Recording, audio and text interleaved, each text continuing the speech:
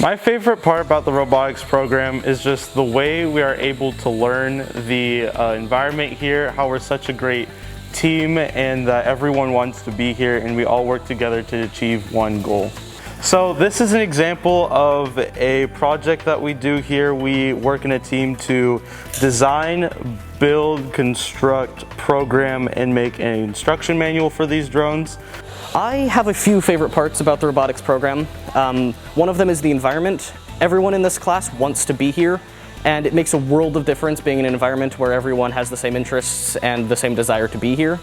After high school, I want to get a degree in mechanical engineering, and then after that, I'd like to work on underwater drones. We want to educate our students, get them powerful in the program, get them powerful with their knowledge base, teach them the traditional engineering as well as advanced technology and business skills and where they integrate, and give them an opportunity and a shot at some of these jobs that were only going to people that were college grads.